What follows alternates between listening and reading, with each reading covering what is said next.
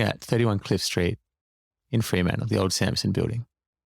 Could you get us to Queensgate Cinema from here?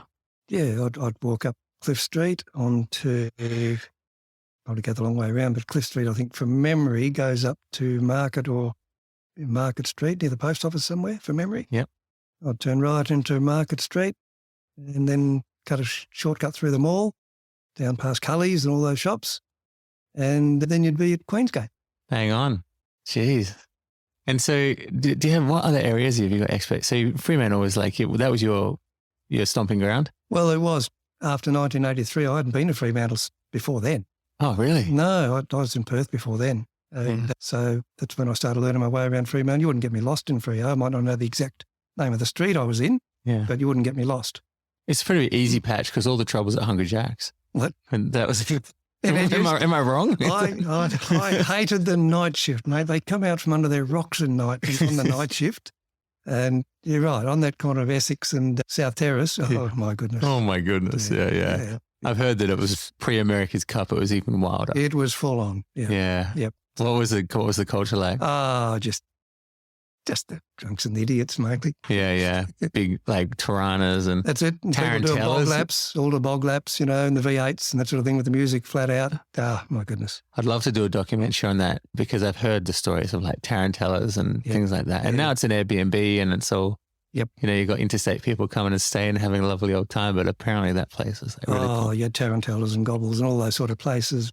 Pinocchio's in Perth and all that sort of stuff. And, oh, my goodness. No. The amount of trouble. So I mean, because you hear a lot of kids' parents saying stuff like, too dangerous, I'd never let my kid ride down the street these days. But really, in context, with your career, it was pretty rough. Yeah, it was pretty rough. There wasn't the drugs and all that sort of stuff. There was plenty of grog around, but there wasn't the mixture of the two things going together. And I think people were a lot happier in those days and a lot less aggressive. And now you couldn't say boo to a goose today because the goose would sue you for something. But you've got to be so careful what you can say to people because they get so aggro. Yeah.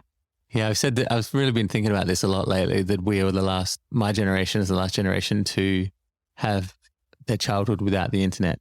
So I think that sort of kicked in when I was about 14, 15, something like that. So I kind of get what the messaging is from generations previously. Get outside, grab some friends, ride a bike, play in the river, all that kind of stuff. Yep. Yeah, you actually spoke to people, not text them. Yeah, exactly. And that's the thing that really gets my goat. If you're in a cafe or a restaurant, there'd be second person on his damn phone. Yeah, exactly.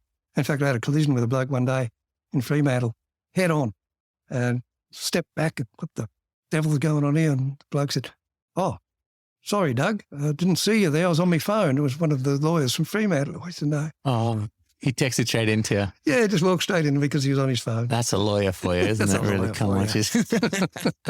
Well, Doug, that is a remarkable story, and thank you so much for sharing all that with you. And what a wonderful life that you've had and contributed so much to the society. So thank you so much. Yeah, pleasure, Simon. I've been very lucky. People I know, and mum and dad, brother and sister, and my lovely wife. So I've had a pretty good life. Beautiful. All right. Well, lovely chatting to you, and we'll talk to you soon. Thanks. Thank you for listening to the Stories Within Stories podcast. We hope you've enjoyed this show. For more stories like this, head to barefoot-media-co.